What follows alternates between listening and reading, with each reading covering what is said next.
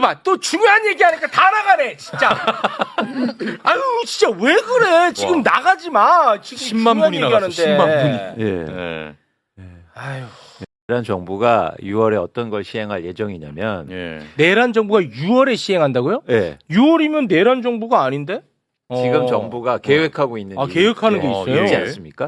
그래서 어떤 걸 계획 중이냐면 지분형 모기지라는 걸 계획 중입니다. 지분형 모기지. 네, 쉽게 말해서 아파트를 사는데요. 정부하고 같이 사자는 거예요. 정부랑 같이 합심해서 사자. 예. 그래서 쉽게 말씀드리면 이걸 말씀드릴게요.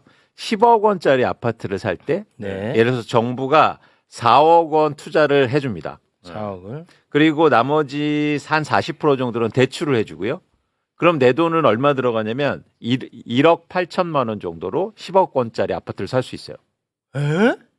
충격적이죠. 와. 예, 이런 제도가 6월부터 그러니까 목표는 시행한다는 목표고요. 예. 더 충격적인 게 있습니다. 뭐냐면 이제 집값이 변동될 거 아니에요. 네. 그래서 오르면 오른 걸 지분만큼 나눠 갔습니다. 아, 오르는 지분만큼 정부랑 산 사람이 나눠 가죠. 그렇죠. 그거 합리적일 수 있죠. 어. 근데 여기가 핵심인데 만약 집값이 떨어지잖아요. 떨어져. 네, 떨어지면 그러면 어떡해요? 100% 정부가 책임져요. 아, 떨어지면 또 정부가 책임지고. 네, 100%. 어. 그러니까 가격이 오르면 나눠 갖고 떨어지면 정부가 전부 다 책임지고. 정부 부동산이 아니고 네. 그 부동산 이름이 정부 아니에요? 부동산 상호명이 정부 아니고 진짜 정부, 아파트, 국가, 예, 우리나라 그렇습니다. 정부. 그렇습니다. 왜 그런 거를 해, 정부가? 그러니까 중요한 건 뭐냐면 그러니까 우리 개인적 입장에서 뭐냐면 이거를 왜 투자 안 합니까? 안 할 이유 없지, 그렇게 그렇죠. 해주면. 10억짜리 아파트를 사는데 손해볼 게 없잖아. 1억 8천만 들어가고 어. 오르면 나눠 갖고 대출 다 해주고 정부가 투자해주고 떨어지면 정부가 다 손해 책임지고 누가 안 사냐는 거예요. 안 살 이유가 없지. 그러면 수요가 엄청나게 증가할 거고 예. 네. 뭐 투자든 투기든 엄청나게 증가할 거고 그러면 집값이 어떻게 될까요? 그럼 엄청 올라가겠죠. 오르지. 지금 이 제도를 시행한다고 정부가 지금 내란 정부가 하고 있습니다. 왜? 왜일까요? 그러니까 지금 어떤 문제가 있냐면 대한민국의 부동산 시장이 가계 대출이 급증했거든요. 네. 그것도 맨날 그 가계대출을 지금 위험하다고 맨날 얘기했잖아. 그렇습니다. 그러니까 어떤 현상이 일어나냐면 집을 못 사요, 더 이상. 그렇죠. 그렇죠. 예. 그러니까 집값이 떨어질 것 같은 거야. 수요가 줄고 거래가 감소하고 있고. 그러니까 정부가 새로운 방법을 고안을 낸 겁니다. 집값 떨어질까 봐. 그러니까 왜? 집값 떨어질까 봐. 아니, 그 떨어지면 왜 안 되는데? 집을 갖고 있는 사람들이니까 다. 와. 그게 더 충격적이죠. 또 하나 저는 어떤 말씀을 드리고자 하냐면 예. 사실은 이게 전 적폐라고 생각하는데 대한민국에서 가장 큰 적폐가 뭐 저희가 사법 적폐도 얘기하고 뭐 여러 가지 얘기를 하고 있지 않습니까? 네. 근데 이 금융 적폐가 엄청나게 큰 거예요. 아, 그게 커. 그러니까 금융사들과 아, 금융사. 예를 들어서 우리나라에서 쉽게 말해서 이자에서 돈 버는 사람들 대부분 부동산에서 돈 벌지 않습니까? 그렇지. 지금 우리나라가 어떤 상황이냐면 삼성전자가 연간 영업이익이 110조 원 정도 내거든요. 110조. 네. 삼성이. 네. 근데 예를 들어서 은행권들이 이자 수익으로만 200조 원 이상을 벌고 있어요. 야, 이거는 나쁜 나라야. 예. 이거는 나쁜 나라라니까. 예. 근데 대부분 이자가 어디에서 들어오냐면 부동산 대출에서요. 그러니까 사람들이 이제는 집값이 너무 많이 올랐고 대출을 더 이상 못 일으키면서 집을 못 사지 않습니까? 그러니까 당장 대출이 줄 것 같은 거예요.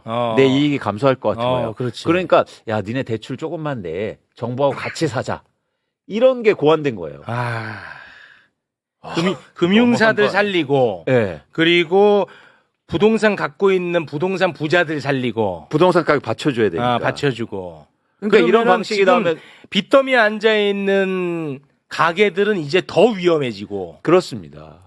그리고 집값이 떨어지면 만약에 떨어진다면 아니 부동산 가격이 계속 오를 수 없지 않습니까? 없지. 만약에 떨어지면 정부가 책임지면 우리나라 정부나 우리나라 국가는 어떻게 되겠습니까? 그러면은 재원 다 고갈되고 가뜩이나 지금 정부 돈 없는데. 그러니까 서브프라임으로 가는 거예요. 아, 그러면 이제 나라가 망하네. 그렇죠. 근데 더 문제인 와. 게 뭐냐면 만약에 저는 이게 정권 차원에서도 정치 차원에서 문제가 있다고 보고 있는데 예를 들어서 이렇게 막 살려는 사람들이 증가하면 새로운 정부가 들어섰을 때 뭘 할 수 있겠습니까? 다시 부동산 가격이 오르면. 그럼 블락홀로 빠지는 거예요. 문재인 정부처럼 된다고요. 아무것도 못해. 아 맞아. 부동산 가격 오르면 뭘 할 수 있겠습니까? 당장 지금 내수 경기를 회복시키려고 막 추경이라든지 이걸 대대적으로 준비하고 있단 말이죠. 네. 근데 부동산 가격이 막 이렇게 폭증하기 시작하면 아무것도 못할 거 아니에요. 그렇죠. 그러면 다시 사실은 정권 뺏길 수도 있어요. 맞아. 그러니까 이 지분형 모기지 반드시 막아야 된다. 이런 얘기를 사실 우리가 심층적으로 해야 되는데. 그러니까 지금 저희가 전 경계하는 게 뭐냐면 아. 뭐 예를 들어서 6월 3일 정권 바뀌고 새로운 민주정부 들어서고 세상이 좋아질 거라고 얘기했지만 그렇지 않아. 그렇지 않습니다. 그렇게 쉽게 바뀌지 않아요. 너무 어려울 거야. 엄청나게 높은 벽들이 많다는 거죠. 우리 맞아. 그 벽을 사실은 지금 사법 세계에서 보지 않았습니까? 맞아. 근데 그보다 더 높은 벽은 사실은 이런 이권의 벽이에요. 그렇지. 이권의 비용이 훨씬 높겠지. 돈으로 결성돼 있는 벽. 아. 안 놓치려고. 그렇지. 야, 이런 거 한번 생각해봐. 새로운 거잖아? 이게 도입되면요. 한국의 부동산 시장 어떻게 되겠습니까? 아. 굉장히 심각한 얘기다. 그런데 이런 얘기들 지금 안 하고 있어요. 맞아. 이거 반드시 막아야 돼요. 절대 도입돼서는 안 됩니다. 아. 근데 어떻게 꼬시냐면 쉽게 말해서 어떻게 얘기하냐면 자, 집값 많이 올랐지. 그래서 대출 받아서도 못 사잖아. 그러니까 정부에서 같이 사자고 집 사줄 수 있게 도와주는 거야. 너네 부담 덜어주는 거야. 아닙니다. 아닙니다. 듣기에는 좋아 보여요. 근데. 무주택자나 아니면 서민들이나 내 집 마련을 도와주는 건 대출을 해주는 게 아니에요. 그렇지. 집값을 값을 낮춰주는 거지. 그게 핵심이지. 그럼. 그러면 만약 이렇게 해서 집값 더 오르면 우리 서민들은 더 이상 어떻게 합니까? 내 집 마련 끝나는 거예요. 그렇습니다. 본질이 뭐냐고요.